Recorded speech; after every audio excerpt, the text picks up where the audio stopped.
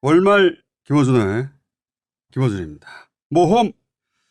지난달에는 물속으로 들어갔었는데 이번 달엔 하늘로 가겠습니다.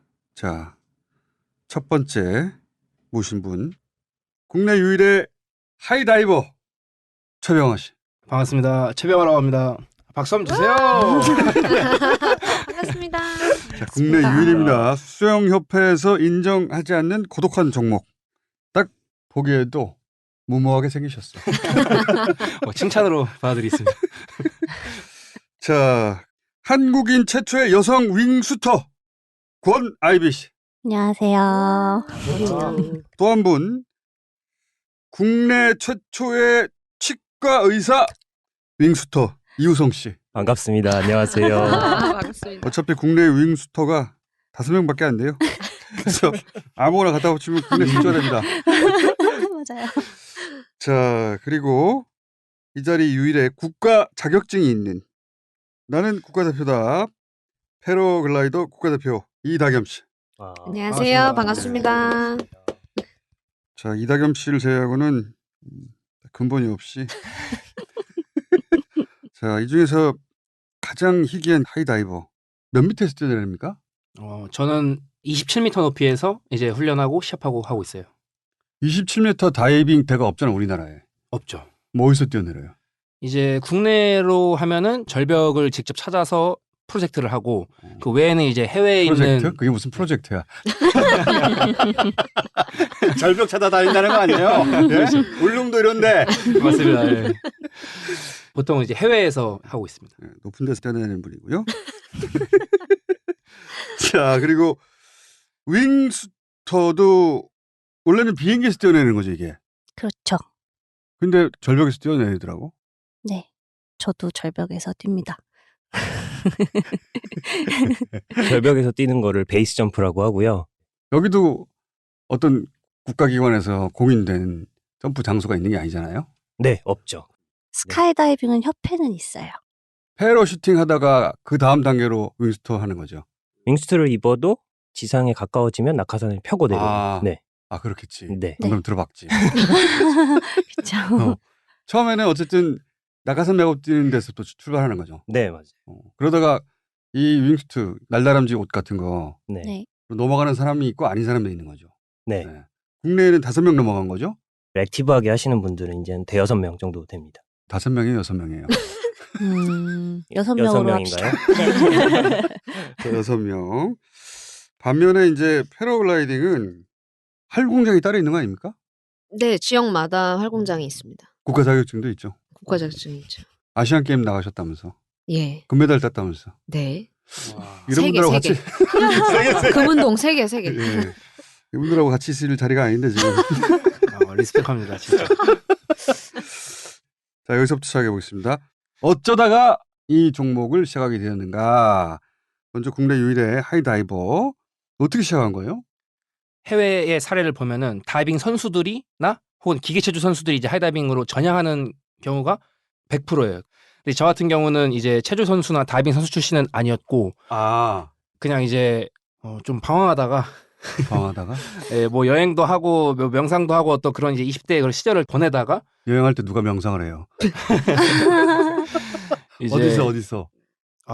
세계 여행도 많이 하고 국내 여행도 많이 했는데요. 네. 결정적으로는 제가 이제 러시아에서 여행을 하는 도중에 그 어떤 영감을 받고 이제 하이다이빙을 시작하게 된 거죠. 명상을 하다가? 네. 그러니까 이제 사실 저는 이제 살면서 사회적으로 좀 주어진 것들이나 반드시 해야 된다고 의무로 여겨지는 것들에 대해서 막연하게 어떤 반감이 있었는데 이런 것들이 명상을 통해서 차근차근 이제 정리가 되면서 내가 어떤 사람이고 앞으로 이제 어떤 명상을 했길래? 그 당시에는 외부 자극으로부터 차단됐어요. 본의 아니게. 외부 자극으로 차단했다는 게 뭐예요? 요즘 시대에서는 우리가 항상 스마트폰을 가지고 있기 때문에 혹은 뭐 음식으로 예를 들어도 점점 자극적이고 점점 이제 우리의 감각들을 자극하는 것들이 너무 많잖아요. 근데 그런 이제 감각 정보들이 차단된 상태에서 어디 굴 같은 데 들어왔어요? 거기가 이제 러시아 좀 시골 마을이었는데 아. 인터넷도 잘 안 터지고 인터넷도 안 되고 예, 제가 러시아 말 잘 못하니까 말도 안 통하고 네. 어, 바이카로스 같은 데서 수영도 하면서 문명으로부터 고립돼서 이제 그렇죠. 거기까지는 그럴 수 있는데 네. 거기서 갑자기 왜 높은 데서 뛰어내려야지 이런 이상한 생각을 했어요. 하이다이빙이라는 퍼포먼스 속에 들어있는 어떤 그 함축된 그 예술성? 그러니까 이제 그런 것들을 저는 표현하고 싶은데 하이다이빙이라는 도구, 툴로서 저는 제 예술을 펼치고 있다고 생각하거든요. 저는 운동선수라기보다는 행위예술, 예술 활동을 하고 있다고 스스로 생각하고 있어요. 와. 뛰어내리는 것으로 자신의 생각을 표현하는 거예요? 네. 그렇죠, 그렇죠. 야, 잘못 모신 것 같은데? 그러면 점프 하나하나가 나에겐 예술인 거예요? 그렇죠. 그 하이다이빙이라는 어떤 형태를 잠시 빌려 쓰고 있다고 저는 생각해요. 그러면 그 짧은 떨어지는 동안 뭘 표현하는 거예요? 저는 이제 윤석열 크게- 퇴진? 그렇게 하려면 이제 뭐 깃발 같은 거에다가 써야 되겠죠. 현수막을. 아니, 그러니까 파인팅 이런 거. 매번의 점프마다 그럼 제목이 있을 수도 있겠다.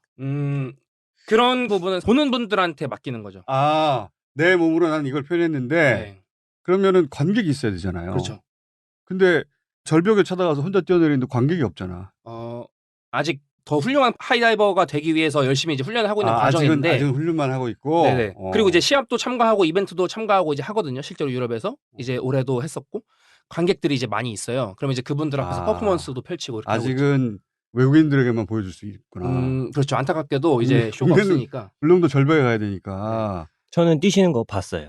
아, 그래요? 네, 오늘 나오신다 그래서 찾아봤더니 방송에 나오신 게 있더라고요. 예, 그 너무 미디어에서. 아름다운데. SBS에서 세상에 이런 일이에 세상에 이런 일이. 네네. 가장 최근에 나온 건 그거고요.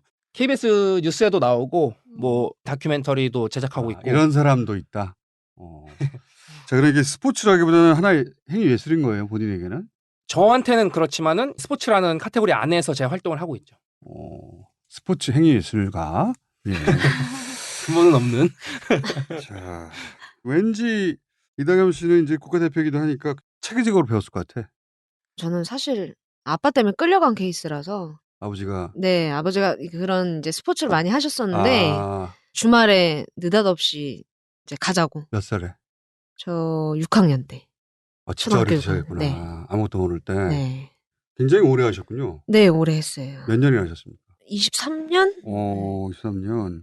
이게 패러글라이딩 자체가 비인기 종목이기도 하고 아시안게임 정식 종목 채택되기까지 체계화된 시스템이 아니었어요, 사실. 그 전까지는. 네, 그냥 저희 동호인들. 협회에서 열심히 뭐 저희들끼리 노력한 결과라 가지고 시스템화된 거는 오래 되진 않았어요. 그래도 뭐 우리 최병화 씨에 비하자면 거기는 강습도 있고 네네. 그 훈련장도 있고 네. 활공할 수 있는 공간 공인되고 따로 있고 그런 거 아니에요? 그죠? 아니요, 이제 훈련장이 따로 있진 않고요. 처음에는 좀 지자체에다가 부탁도 하고 뭐 이렇게 해서 활공장 나무 좀 깎아달라, 풀도 깎아달라 이렇게 해서 시작했는데 지금은 지자체에서 도움을 주면 이륙장이나 착륙장을 좀 만들어 주기도 하고 그런 정도? 네, 그런 정도. 네. 훈련장을 따로 만들고 싶어도 힘들어요. 최병화 씨를 생각해 보세요. 아, 네. 울릉도에서 절벽에 뛰어내리고 예, 있는데 제가 좀 잘못 말한 것 같네요. 욕심이었던 것 같아요. 여기는 국가 자격증도 있잖아요. 아, 예. 아시안 게임도 나갔잖아. 아, 네. 금메달 땄잖아. 예, 이분은 죄송합니다. 명상하고 있어요. 부럽습니다. 고소공포증 없었어요 어릴 때? 어릴 때는 없었어요. 어린애들이 겁이 없죠. 죄송합니다. 겁이 없으니까. 몰랐는데 네. 나이를 먹으면서 오히려 겁이 네, 났어요. 나이가 먹을수록 오더라고요. 언제 왔어요? 20대 후반 딱 들어가니까 이제 오는 것 20대 같아요. 후반? 네. 연애도 하고 이러다 보니까 세상이 귀하지. 뭐 그러다 보니까 두루두루 무서운 게 생기더라고요. 그러니까 네. 연애도 하고 세상이 이렇게 좋은데. 네. 자, 이 윙슈트는 유튜브에서 보면 부상이 없는 종목으로 알려져 있어요. 사망밖에 없는. 윙슈트는 부상이 없다. 사고가 나면 사망일 뿐. 이게 실제 그렇게 위험합니까? 부상이 있어 본 사람으로서 부상률이 그렇게 적진 않고요. 언제 부상을 당하는 거예요? 한번 충돌 사고가 있었어가지고 하늘에서? 네. 다른 사람하고? 네. 교통사고인데 맨몸으로 난 거라고 보시면 돼요. 속도가 어느 정도예요? 속도 150마일이니까 그게 키로로 하면 200km 정도 되네. 네, 그 정도 속도. 200km 정도를 날다가 서로 부딪히는 거 아니에요? 네. 신기하게도 뼈도 안 부러지고 그냥 멍 좀 들고 끝나더라고요. 서로 떨어져 날아가야 되는데 네. 엇갈리게 된 거야? 네, 딱 그 식으로 부딪혔어요. 이렇게 거의 마주 보면서 옆으로. 이렇게. 본인은 그래서 멍 들었는데 상대방은 어떻게 됐어요? 상대방도 목이 좀 뻐근하다 하고 어디랑 부딪혔어요? 제 허벅지랑 그 친구는 머리로 저한테 달려들었는데 그 친구는 헬멧을 쓰고 있었을 거 아니에요? 네. 네. 그러니까 멀쩡하지. 네. 그러니까 헬멧을 쓰는 거예요, 저희가. 다들 왜 스카이다이빙 하다 땅으로 박으면 죽는 건데 헬멧을 왜 쓰냐 이런 말들 많이 하시거든요. 근데 그런 하늘에서 추돌 사고가 있을 수 있기 때문에 혹은 비행기 이탈하면서 비행기랑 뭐 살짝 부딪힐 수도 있고 그래서 꼭 헬멧을 쓰는 거예요. 왜 이걸 시작한 거예요?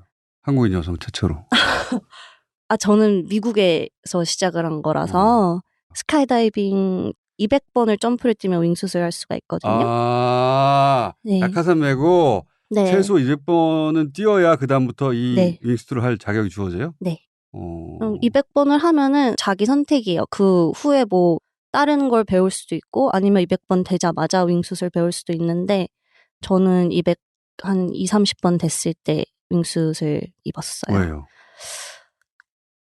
친구들이 많았어요. 윙수 타는 친구들이 많다 보니까 나도 쟤네랑 날고 싶어 해서 친구 따라 강남 갔어요. 위험한 분들이야 다들. 권아이비 씨는 그러면 네. 미국에서 지금 살고 계시고 네.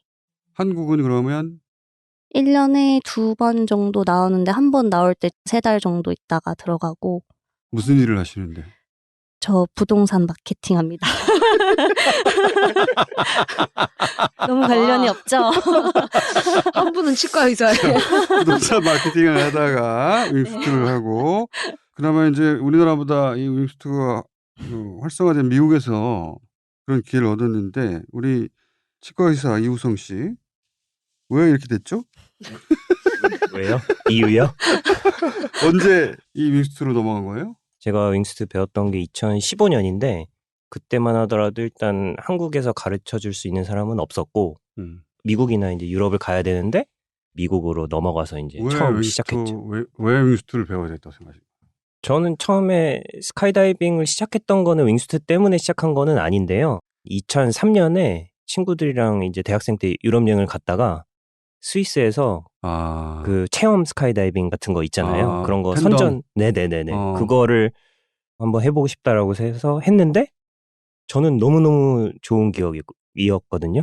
나중에 이거는 꼭 배워야겠다라고 생각을 하고 있다가 2010년에 이제 자격증을 따게 됐죠. 그 단계에서 그치지 않고 왜 윙스트로 넘어간 거예요? 그 아까도 말씀해 주셨던 그 막 절벽에서 윙스트 하고 막 그런 사람들의 영상 같은 게 네. 이제 좀 돌아다니기 시작을 하면서 그랬죠. 저런 거를 할 수 있구나. 그래서 저걸 하려면 찍은 어떻게 사람들이 대부분 죽었어. 맞습니다. 네네네. 아직 많이 살아계신 분들도 있으세요. 그래서 아까 말씀하신 사고 나면은 다 죽기 때문에 부상 없다 그거가 이제 윙스트 하면서 베이스 점프하는 사람들한테 하는 얘기고 스카이다이빙 환경에서 윙스트 하는 거는 그래도 훨씬 안전합니다. 떨어지는 건 그나마 네. 절벽이 없으니까. 그래도 안전한 편입니다. 12,000피트에서 뛰니까 방해물도 없고 그쵸. 높이도 네. 충분하고 네. 사람만 잘 피하면 되는데. 그 왜 유튜브에 많잖아요, 그거.